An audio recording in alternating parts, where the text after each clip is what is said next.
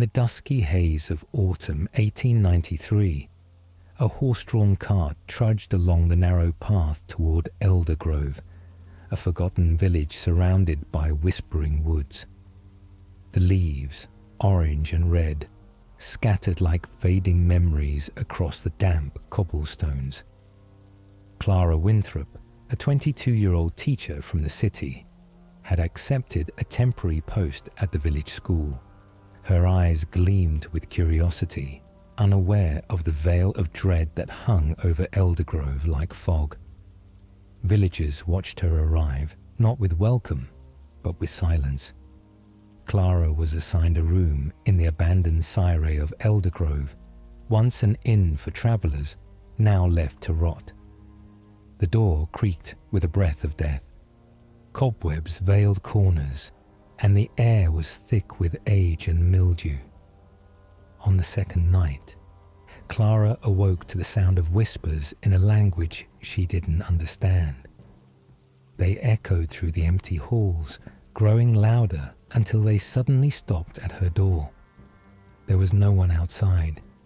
In school, the children stared blankly at Clara's questions. They barely spoke.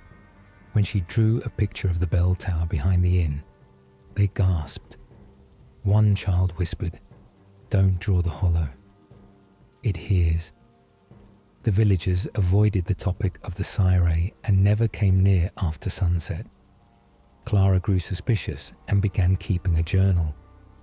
Late one night, Clara heard a bell ringing. 3 solemn tolls from the abandoned tower. But the bell had no rope. No one could reach it. She climbed to the top the next morning. Dust, birds' bones, and scratched into the wall. Let those who ring the hollow hear its hunger. She felt something watching her from the woods. That evening, Clara saw a figure in the woods, a man in a long coat.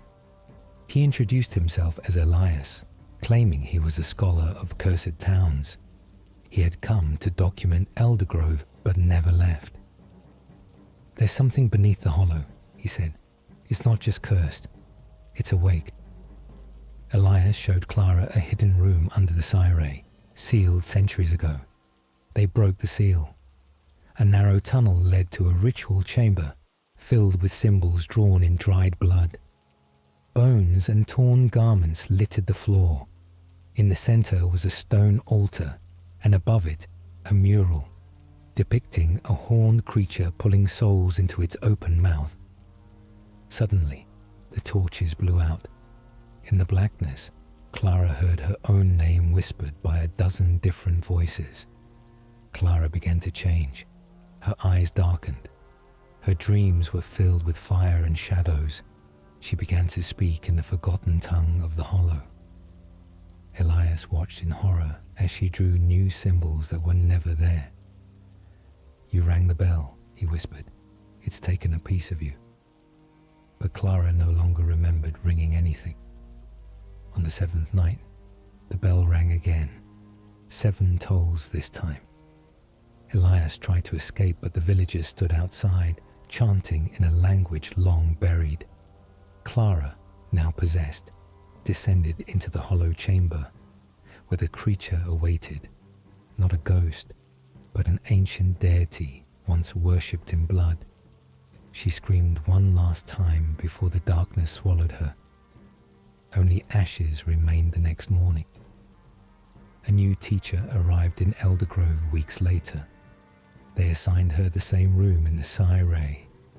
She heard a bell ring her first night, and in the woods, someone watched from behind the trees, smiling. As the sun dipped behind the thick pines that ringed the village, Emma and Thomas found themselves walking toward the abandoned orchard, said to be cursed since the old owner hanged himself from the central tree decades ago. Emma felt something watching from the mist creeping between the trunks. Suddenly, a child's laughter echoed. Not playful, wrong. Emma turned sharply. "Did you hear that?" Thomas nodded, stepping protectively in front of her. As they moved deeper, The trees seemed to shift positions, distorting the path. The fog thickened. In the center of the orchard, they came upon a well, sealed with old wooden planks. Emma knelt, running her fingers along its edge, when a voice whispered behind her, "You shouldn't be here." She looked up. A tall man stood 10 feet away in a black coat, face pale and blank, no eyes in his sockets. Thomas grabbed her hand. "Run!" They fled, but no matter how far they ran, the trees didn't end. The man followed at a walking pace, but always closer than before.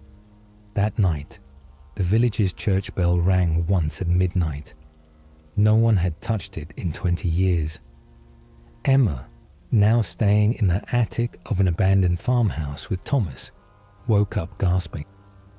She looked out the broken window. The bell tower door was open. They decided to investigate. The village streets were dead quiet. The bell rope moved by itself, swaying. Inside, scratch marks covered the wooden walls. A black veil lay at the altar, stained with blood. That night, Emma heard scratching from beneath the floorboards, then whispering, low and indecipherable. She grabbed a lantern and pulled the wood away. Inside the dark crawl space, dozens of porcelain dolls lay, their heads cracked and eyes missing. One of them smiled. Emma screamed and fell back. Thomas rushed in and saw the doll move. Suddenly, a child's voice from nowhere. "Play with us." Emma and Thomas fled the attic, running out into the misty fields, never daring to look back. The wind howled like wolves, and the village behind them seemed to flicker, like a fading photograph.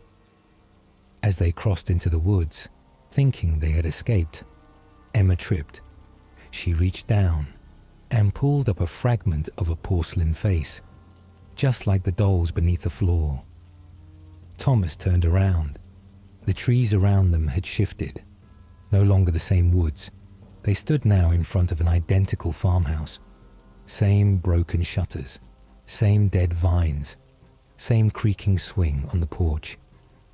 "No, we just came from here," Thomas muttered. The door creaked open by itself. Inside, at the top of the stairs, stood Emma, another Emma, smiling with hollow eyes. Behind them, the real Emma dropped the porcelain shard and whispered, "We were never meant to leave." The ground split beneath them. Screams swallowed by darkness. The camera would pan up to show hundreds of identical farmhouses dotting the mist-covered valley. No way out. They were part of the village now. Forever.